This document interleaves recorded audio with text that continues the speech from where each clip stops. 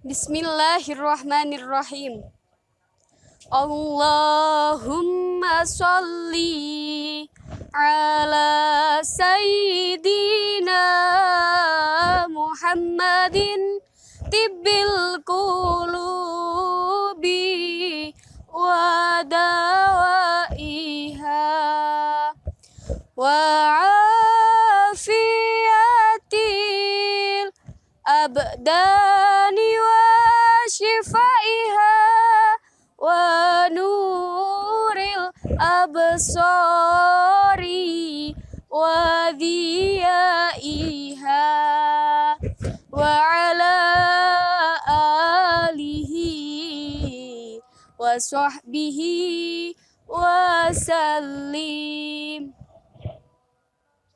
Assalamualaikum warahmatullahi wabarakatuh. Alhamdulillahirabbil alamin wa bihi nasta'inu ala umri dunya waddin. Assalatu wassalamu ala asrafil anbiya'i wal mursalin sayyidina wa maulana Muhammadin wa ala alihi wa sahbihi ajma'in, amma ba'du.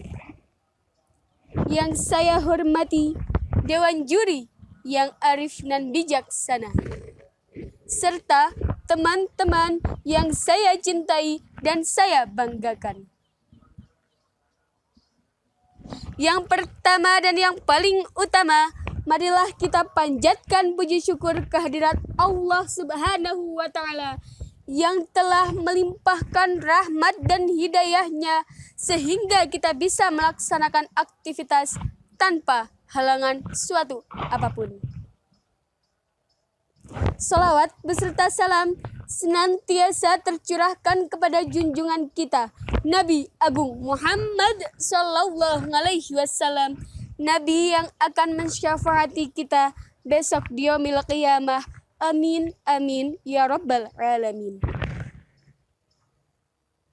Hadirin hadirat rahimakumullah, perlu kita ketahui bersama bahwa pada saat ini wabah virus corona belum juga reda.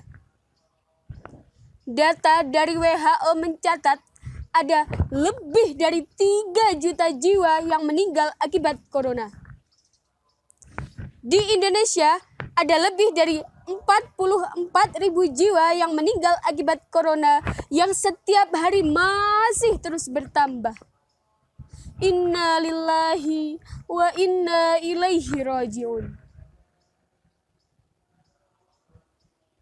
Hadirin rahimakumullah, perlu kita ketahui bersama bahwa dulu pada zaman Nabi Muhammad SAW pernah terjadi wabah virus yang mematikan, yaitu virus kusta.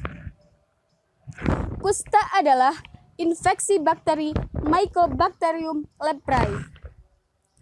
Kondisi ini mempengaruhi kesehatan mata, hidung, kulit, dan juga saraf perifer.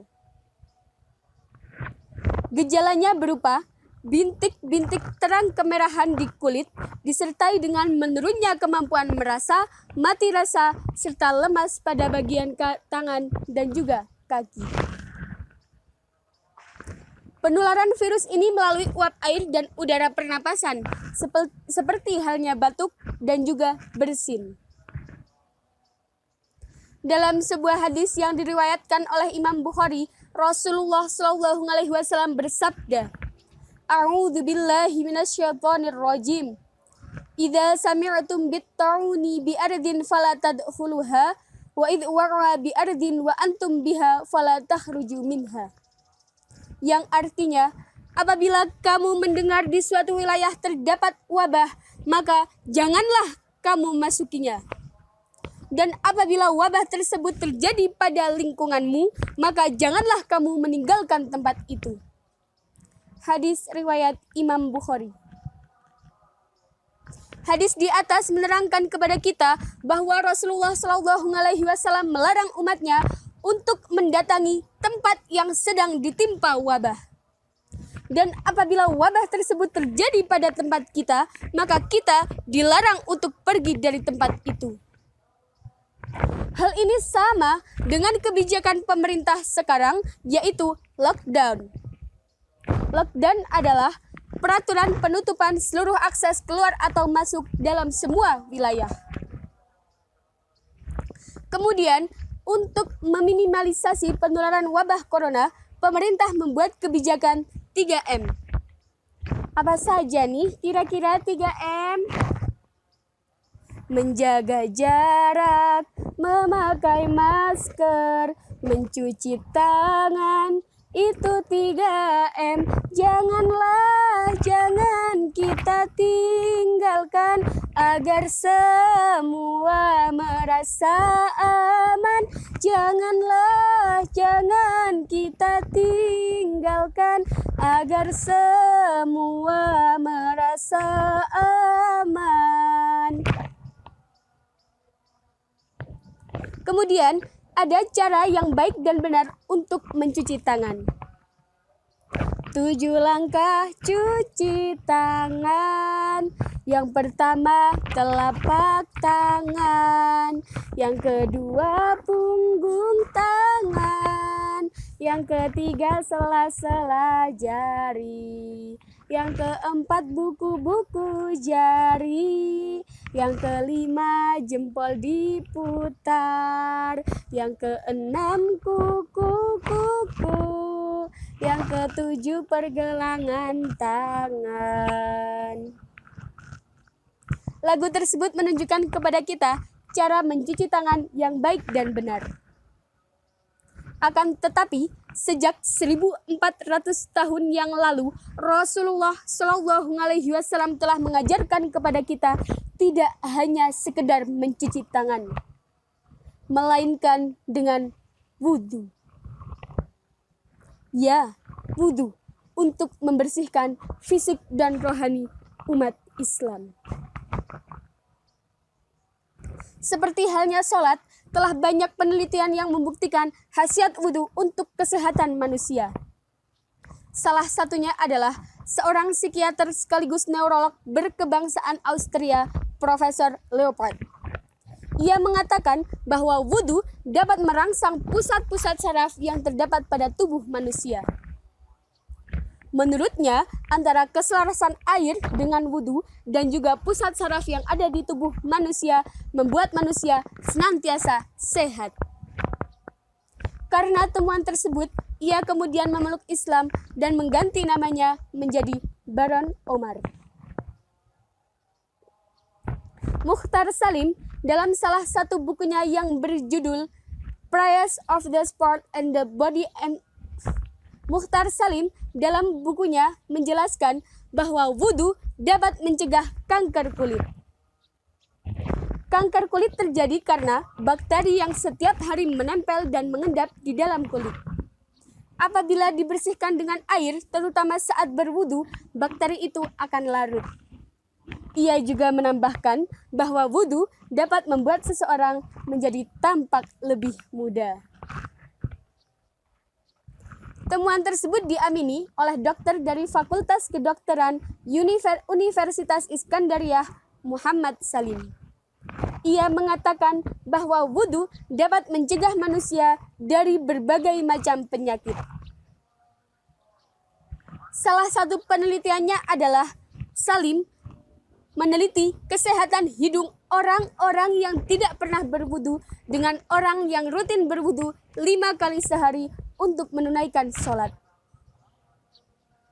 Ia mengambil zat yang terdapat di dalam selaput lendir pada hidung, kemudian meneliti beberapa jenis kuman yang terdapat di dalamnya.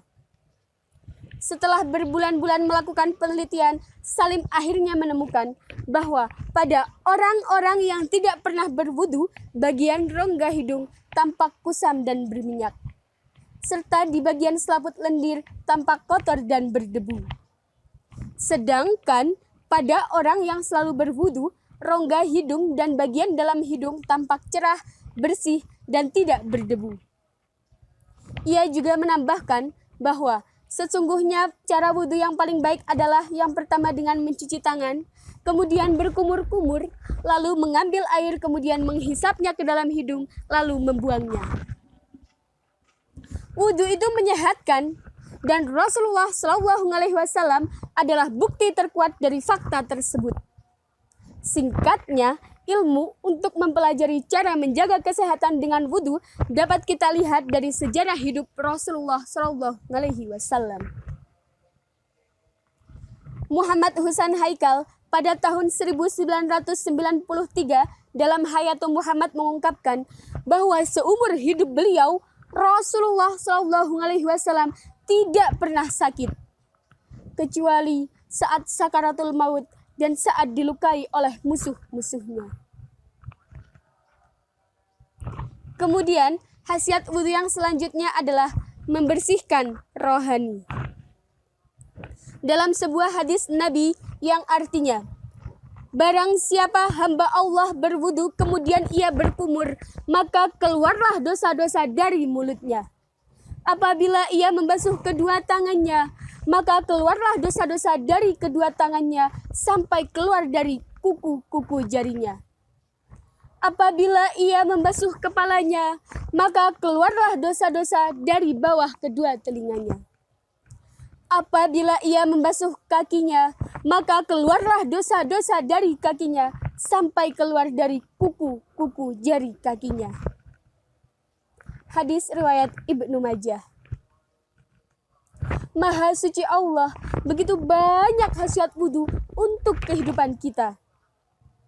Untuk itu, marilah kita menyempurnakan wudhu kita agar fisik dan rohani kita benar-benar bersih. Sebelum saya tutup, saya ingin berpesan. Jadilah orang yang berduit. Hah? Duit? Apa itu duit?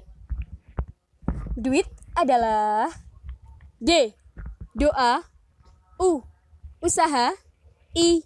Ikhtiar. T. Tawakal. Semoga dengan menyempurnakan wudhu kita dapat menjadi salah satu ikhtiar kita untuk menghindari wabah penyakit. Demikian yang dapat saya sampaikan. Terima kasih atas segala perhatian. Mohon maaf atas segala kekurangan. Saya akhiri. Wallahu muwafiq ila aqwamit thoriq. Assalamualaikum warahmatullahi wabarakatuh.